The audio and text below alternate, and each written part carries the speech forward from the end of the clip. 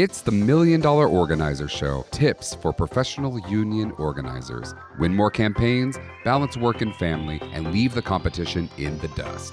Now here's your host, Bob Odie.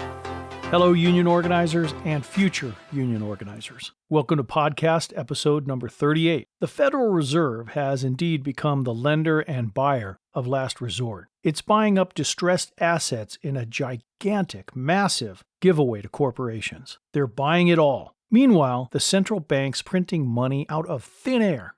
People, we are broke. Now, they're working overtime to devalue the U.S. dollar, further eroding our standard of living here in the U.S.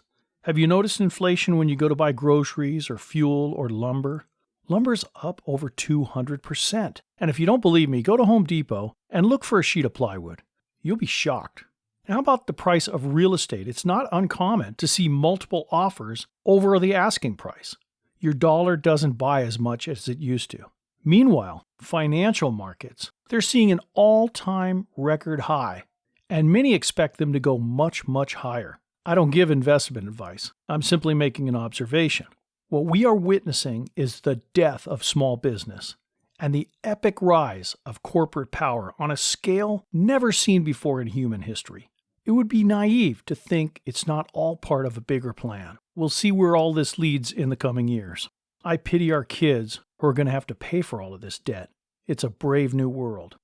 I know it's a sensitive issue, but I think enough time now has passed that we can look back on the union campaign loss at Amazon, Bessemer, Alabama. There was a great interview by Louis Feliz Leon of Labor Notes. I shared with my exclusive Union Organizer Facebook group. If you haven't seen this piece, I also posted it at Union Organizer on Twitter. In the article titled Inside the Alabama Amazon Union Drive, an interview with the lead organizer dated April 17th, 2021, Mr. Leon interviewed lead organizer Joshua Brewer of the Retail Wholesale and Department Store Union, or RWDSU. The interviewer asked some tough questions. I give him credit for sticking to the points that really matter to organizers like you and me.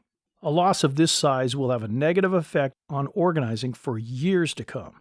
Still, you have to give Mr. Brewer some credit. He took on the richest, most powerful man in the world. One that's been taking advantage of independent authors like myself for years. And some people have acknowledged that, in a way, Brewer energized a whole new generation of young new activists.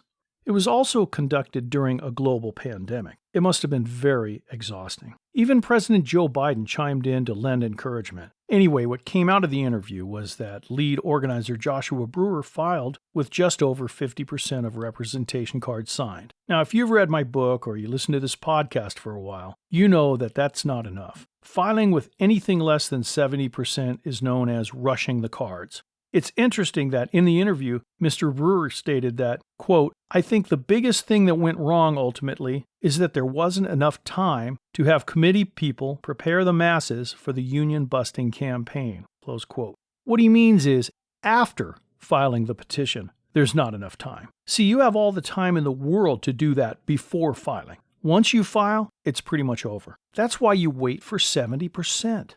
Campaigns are won or lost on the front end. The other question that stuck out to me was, why did the union go ahead with an election, especially when you knew that Amazon flooded the bargaining union? Let me paraphrase this for you. Why didn't you pull the petition?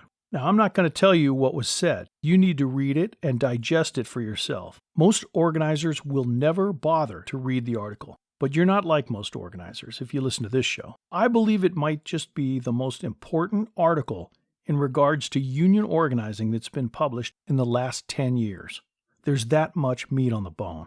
I want to congratulate Mr. Leon for his fine article, and Labor Notes for having the courage to publish it. Thanks for listening. We hope that you'll subscribe to the show on Apple Podcasts or anywhere you listen to podcasts. Give us a 5-star review and let us know what you'd like to hear the $1 Million Organizer talk about. Don't forget to follow us on Facebook, Twitter, and Instagram at Union Organizer. Thanks for listening, and we'll see you next time.